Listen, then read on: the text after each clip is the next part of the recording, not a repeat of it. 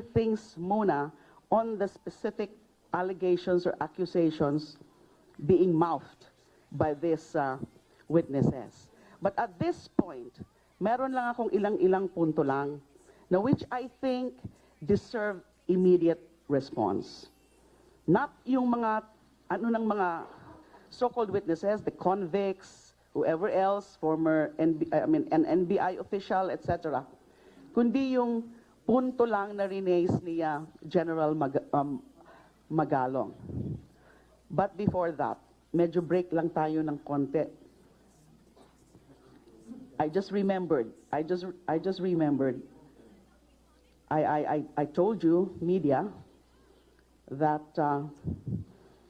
I've been receiving a lot of harassing, intimidating texts from this number. Kasi ito ang numero that the committee had so recklessly allowed to be publicly disclosed in the course of the inquiry the other day. I told you about it. I issued a statement in respect to that. Tuloy, hindi ko na magamit itong numero na to. Halos wala nang pumapasok na mga legitimate na mga text. Puro na lang mga pambabastos. Puro na lang mga pananakot. And even calls, non-stop. Although halos wala naman akong sinasagot kasi kapag hindi ko naman kilala ang numero, hindi ko talaga sinasagot. Pero the fact na non-stop, lalo na nung isang gabi, I'm sure galing talaga sa mga kampo na yan. I mean, these are, by the nature of the text, by the nature of the messages, this could only come from these trawlers and from the Duterte fanatics. Random lang although baka maano tayo dito, masensor kung sasabihin ko talaga sa inyo kung ano ang mga laman nito. So I'll just choose the rather less offensive. Ito nga. Obscene nga itong una ko kaagad nakita. Pakita ko na lang sa'yo para i-share. Birthday naman.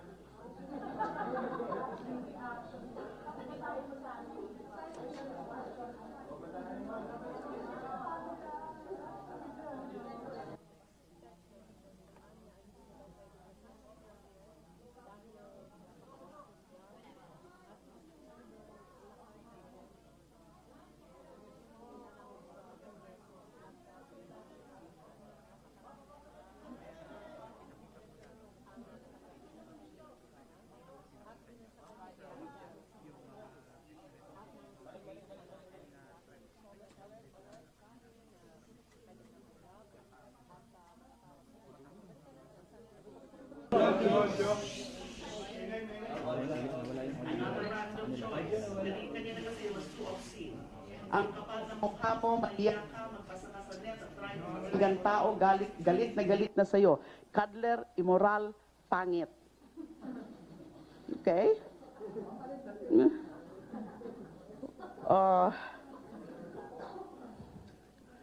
Hoy, delimaw. As in halimaw, siguro to. Hoy, delimaw, kailan ka magbabaril sa ulo mo? Kahit katiting, wala ka na bang konsensya at kahihiyan? Booking na booking ka na. Kaya kung kami sa'yo, magsabi ka na lang ng totoo at baka sakali bumaba pa yung kasong kakaharapin mo. Matanda ka na. Konti na lang buhay mo sa mundo. Hindi ka ba natatakot mamatay ng makasalanan? Pwera lang kung pati sa impyerno gusto mo mapunta. That's just a random choice. Although, kasi hindi ko naman talaga binabasa na lahat. Kayo ba naman maka-receive ng almost 2,000 of such texts? Baka nabuwang na po kayo. Ikaw pala ang isa sa mga salot sa Pilipinas. Umamin ka na. Mahiya ka, uy. Ang dami pa, ang dami. Samples lang, no? I can probably show this to some of you. nagbigay lang ako ng sample, and these were really my random, sobra, meron pa mga mas sobra, mga mas obscene, mas threatening. Can you imagine that? And talking about ganyan, because acts of harassment. Anyway, I asked for the clearance to disclose this. Okay. Lalo na, nung nakita ko na ngayon sa dyaryo, page 12.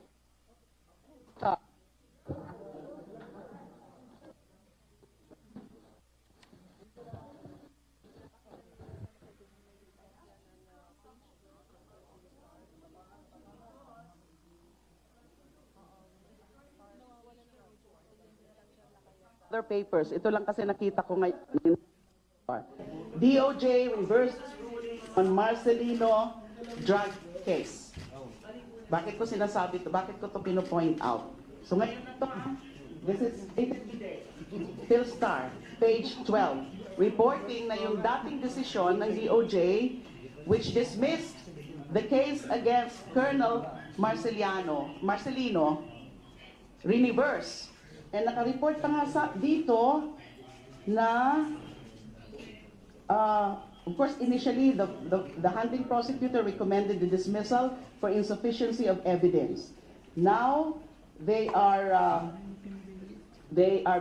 is being charged again. And there is a quotation here from a certain Chief Superintendent Antonio Garjola, former chief of AIDG, said the DOJ resolution comes as a relief for the lawmen going after drug offenders. The PNP Anti-Illegal Drugs Group welcomed the reversal of the DOJ ruling. And there is a quote attributed to Chief Superintendent Antonio Garjola saying, "Whoever they are, even active members of the PNP and armed forces and the government, as long as you're involved in drugs, they should be caught, certainly."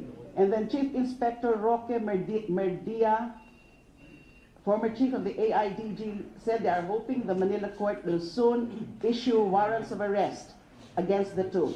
In a matter of time, we are just waiting for the issuance of warrant of arrest by the court, and after they are considered wanted. So after dismissing the case for insufficiency of evidence, the DOJ suddenly reversed it. What is the relevance of that to what I'm going to reveal to you? I asked the permission of the one who forwarded the text to me from Marcelino. The texts were sent to this other cell phone of mine. Kasi halos hindi ko na nga ito gagamitin eh. Sisirain ko na to. Pinipreserve ko lang yung mga messages for whatever purpose it may serve. Okay. Hindi ibig sabihin, don't take it literally. All right.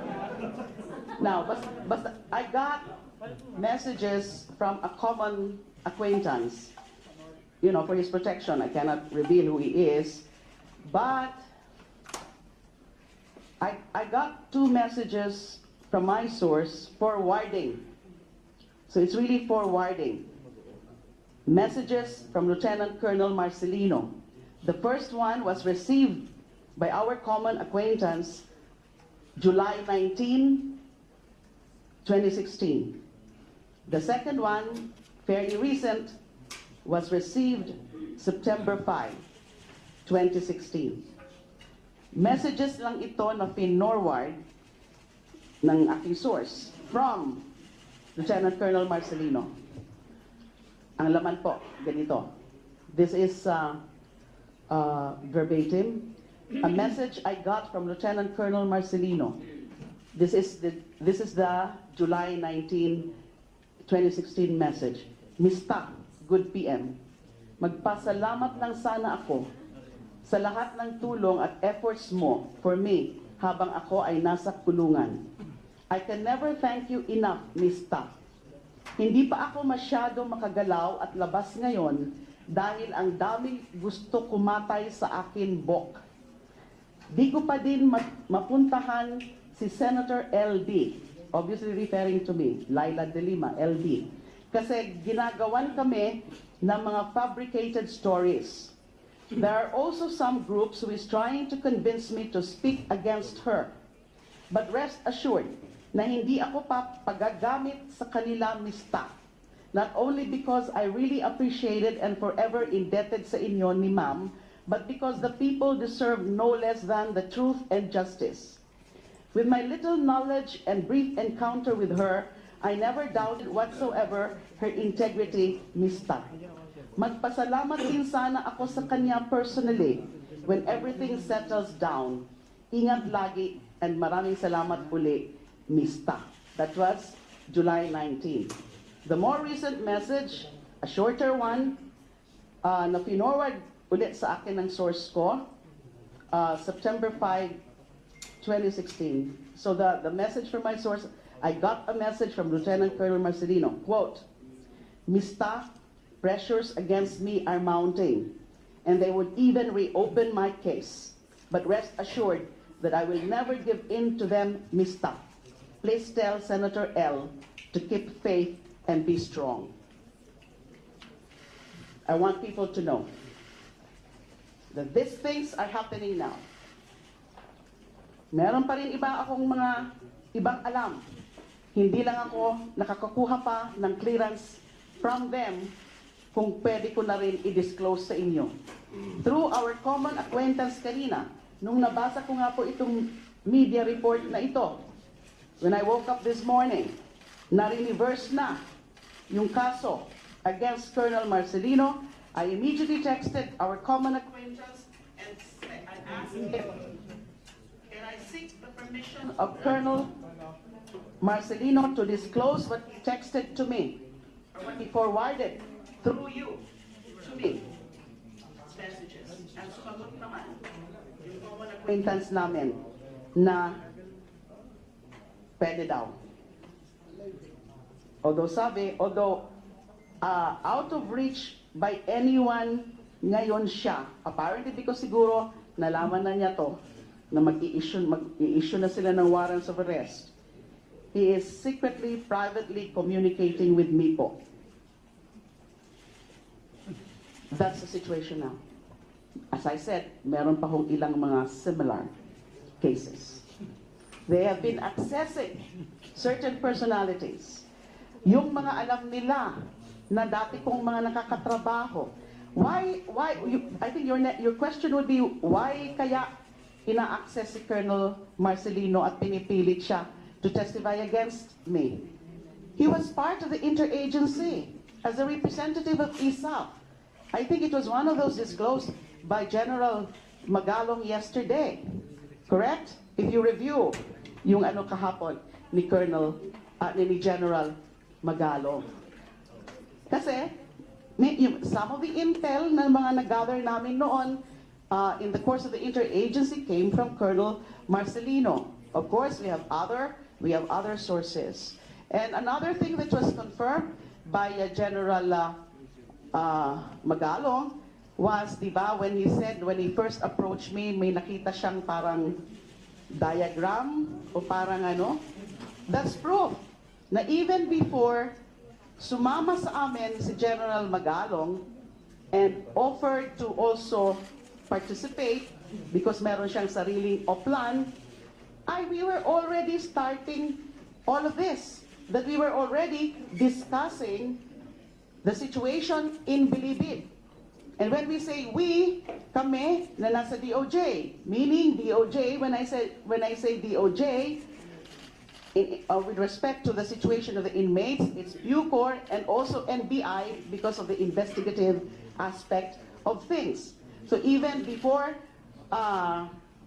dumulog sa akin si General Magalong and also shared yung mga nakuha nilang mga information about the goings on in the Bilibid, dati na rin po namin yan pinag-uusapan, dati na rin po namin yan pinaplano. It is an interagency operation. Now on the point na during the final implementation of the raid, hindi nakasali si General Magalong and his group CIDG. May explanation po dyan. Although let me make it clear na hindi po accurate yung parang nagiging impression na naging etsapuera yung PNP. I think nasabi rin yan ni General Magalong na during the final implementation, aside from NBI, aside from Bucor, and then PIDEA, although yung mga use of K9, PNP was involved. NCRPO and other select units of PNP plus SAP. Nakalimutan lang banggitin ni General Magalong kahapon na may SAP. But I remember he mentioned select units of PNP and NCRPO. So, it's not true that PNP was out of the operations simply because CIDG under General Magalong then ay finally hindi kasama. But the whole operation, ang lead agency was still DOJ through NBI and Bucor. And that is one of the reasons kung bakit ultimately hindi ko ma-adopt yung pinopropose ni General Magalong na Oplan na he said something about volunteering to be ground commander. I could not do that, especially when I discussed it already with kina Villasanta and also Bukayo. Na since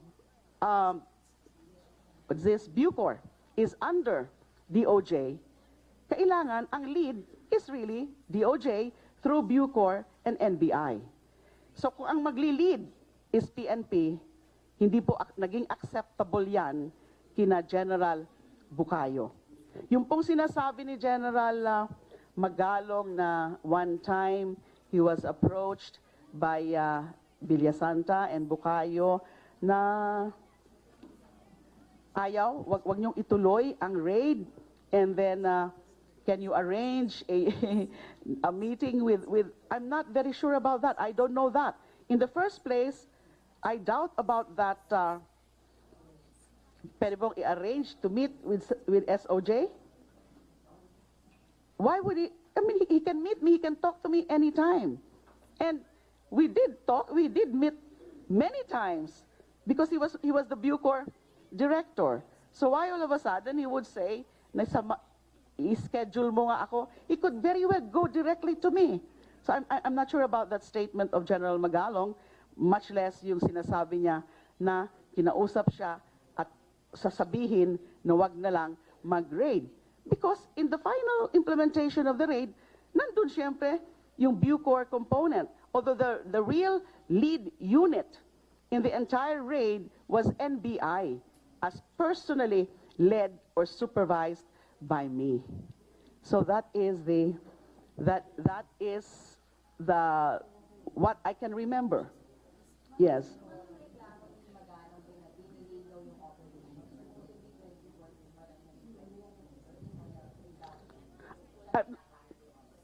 I'm not sure about whether 2014 siya lumapit sa akin. Can I have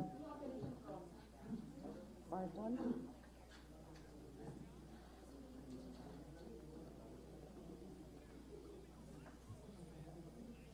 What did you say again?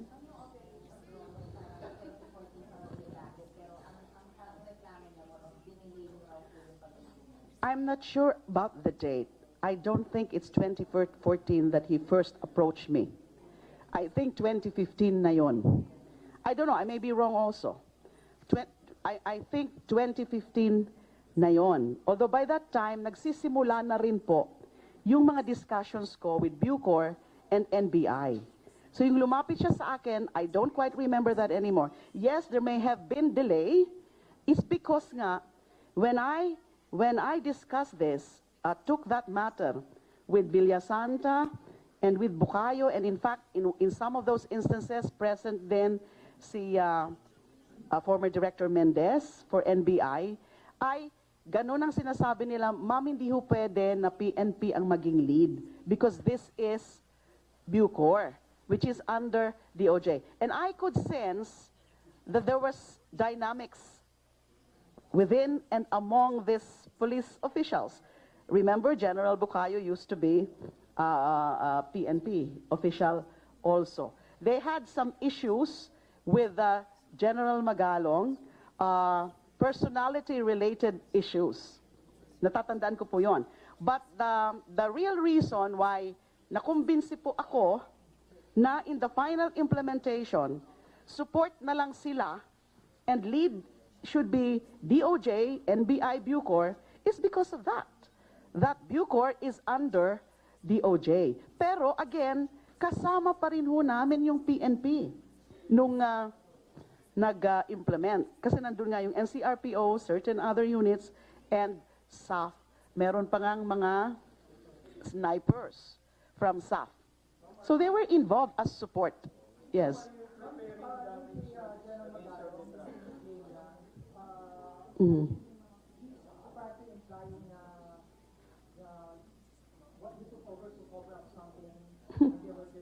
That's why I decided to speak to you now. That's why nothing like that's quite an outrageous insinuation. That's why I felt I have to react right away. Hindi ko na yan isasama dun sa sinasabi ko sa inyong, I'll just explain later. I had to react because what I've been reading and hearing, there are very unfair, unfounded insinuations. Na may insinuations na, what? Ano yun? Pakitang tao na lang yon o hausyaw na lang yon or what? Dahil may tinatago. General Magalong himself, remember, admitted that it was a very successful raid. And I can tell you that. It was a very successful raid at walang mga ganyan na mga theories. Yes. Yes.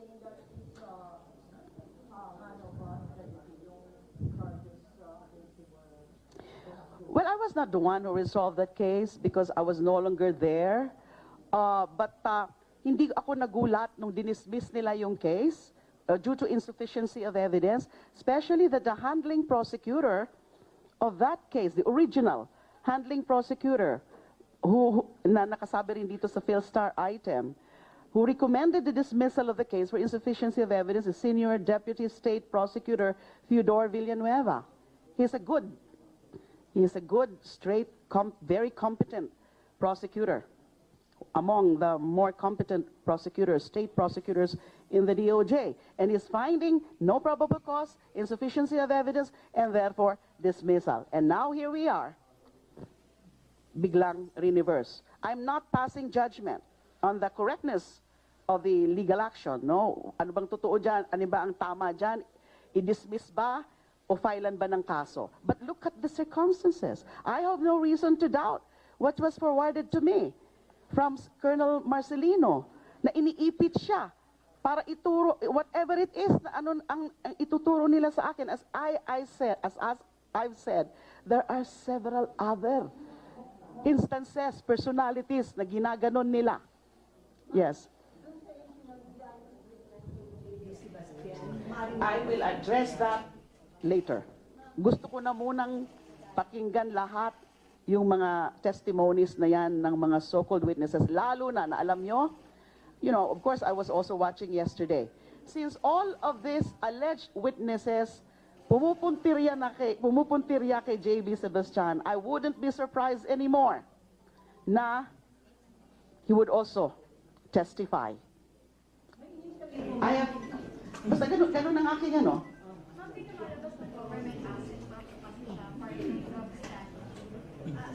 Yes. Yes. I cannot elaborate on that. That's why my advice to the House Committee, if they are willing to take that advice, but I think they invited also sila Villasanta, Bukayo.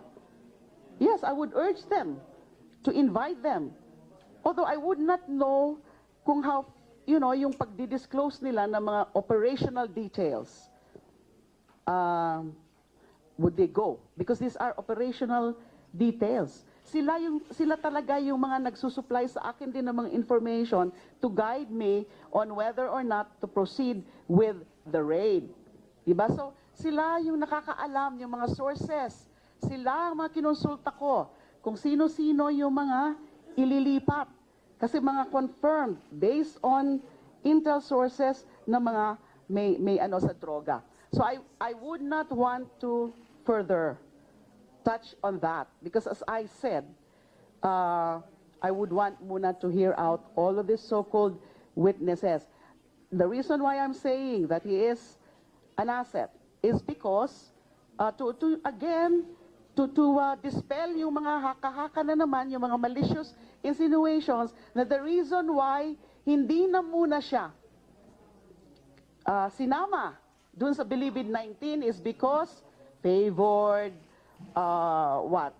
protektado, and then lalo na yung insinuation na yan na siya ang kumukolekta ng pera para sa akin or what. Let him address that. If he wants to testify, let him address that. But and para lang to dispel the that insinuation na kaya ganon hindi siya kaagad transfer is because kakontsaba namin or what, you know, yun. The real kontsaba there is because nanggaling sa kanya yung mga ibang impormasyon. And the Believe It 19, alam siguro nila yan. Baka patayin. But eventually, nung linipat na sila sa Believe It 14, I was still being advised na wag na muna talaga siyang isama because of that. But sabi ko, no, we should include him. Kasi nagiging issue. May mga naririnig ako ng mga kung ano-ano. Diba? So we have to include him dyan sa Believe It 19. So eventually, I mean sa Building 14. So eventually, linipat siya, especially during the time of Rainier Cruz, General Rainier Cruz. Sabi niyo po, these witnesses were presented to us, representatives were maybe coerced, intimidated, were pushed to talk. Iba-iba. Aside from the text messages that you're getting, ano pong pwede yung sabihin talaga directly that would say na talaga they're being coerced and intimidated? Ito kasi wala talaga akong clearance, so I don't want to really give so much detail. But remember what I also said in the privilege speech na may mga subjected to psychological torture. I know of a validated case na ganun. Linabas ng SAF, dinala sa ISAF.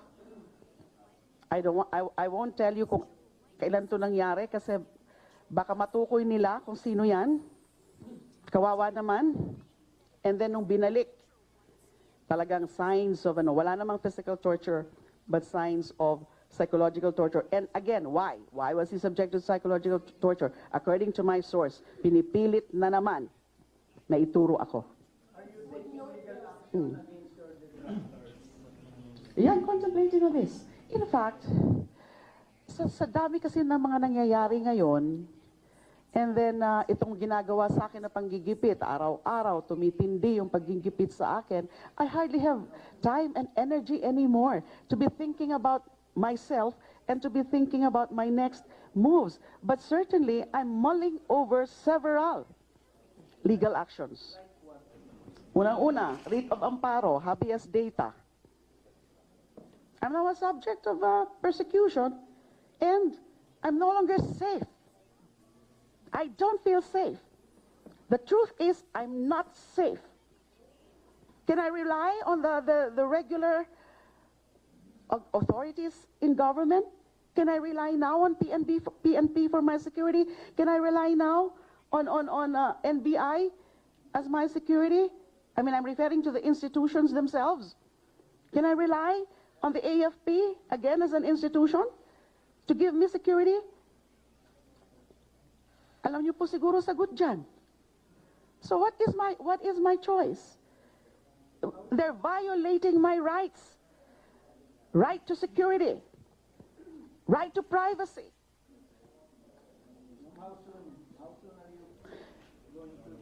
As I told you, hindi lang ako mga makafocus dun sa mga actions for my benefit, for my own sake, because there's so many things. There are so many pressing matters that I have to attend to. Not yet. I'll take it up with the Senate President. I'll take it up. If I disclose that, then you're further exposing me to danger. Yes, I have to temporarily leave my house. I'm now in a temporary place of abode. Look at that. And hindi lang ako apektado, of course, because I live in a subdivision. So kahit may guards, apektado yung buong subdivision. So they're now taking extra steps, extra security measures. So that's an added burden on the subdivision. Na nadadamay lang sila because of me.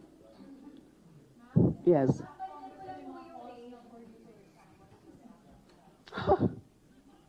Should I? Ako ang ginigipit nila sa mga walang katuturan ng mga akusasyon nila, and then ako ang magre-resign. I don't want to speak further. Baka kung ano pang mga masabi ko, lalo magagalit ng mga yan. Yes.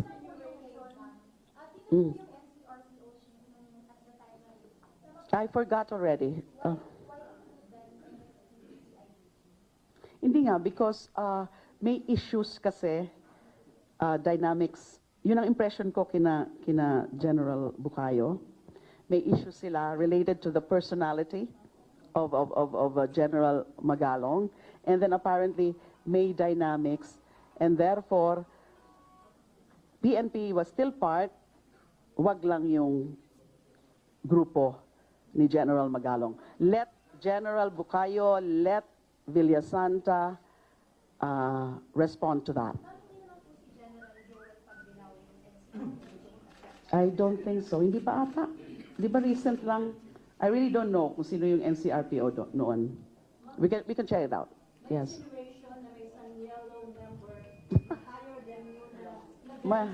I ask you, sino pa ba ang official na yellow na mas mataas sa akin noon?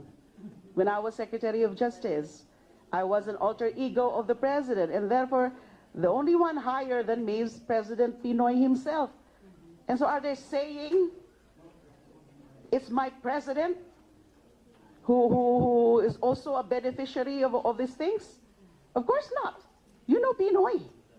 I mean, very outlandish, very outrageous.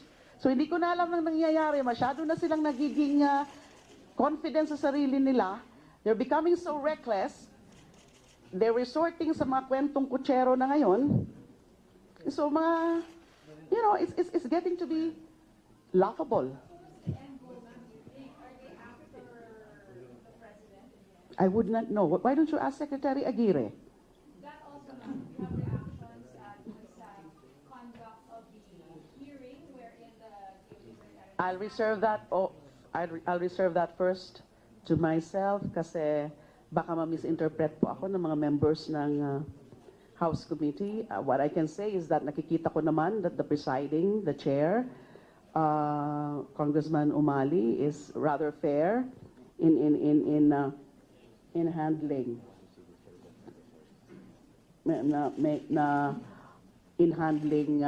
the proceedings. In fact, Congressman Ray Umali is one of the godfathers of my eldest son, Israel, and he is also a brother in the fraternity. Pero hindi ko siyempre siya kinakausap ngayon purposely para wala hong masabi ang iba. I'm letting him, you know, be on his own. Meron lang akong basahin muna, may inabot lang sa akin.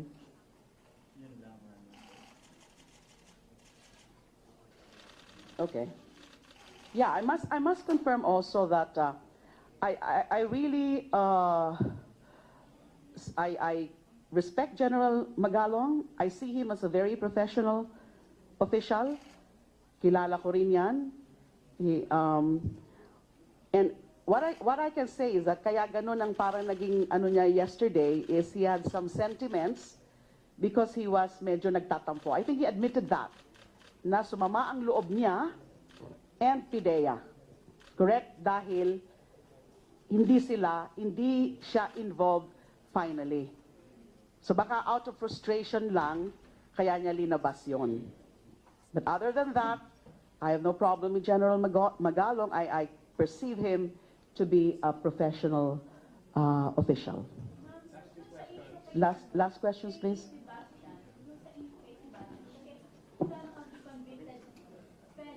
Mm. Absolutely false. Oftentimes, ano yung mga insinuations na yan? I stayed there, what? Hours? Ano na naman ang pinapalabas nila dyan? Okay. No, not at all, not at all. That's completely false. That is very malicious. Kasama yan sa script nila para lalo nilang siraan ang pagkatao ko. Thank you so much. Ma'am, patingin ko ng dyaryo, ma'am. Ma'am, yung dyaryo tap. Meron na naman. Ano na naman kaya yan? I have not seen that. So no comment muna because hindi ko pa nakikita. Thank you.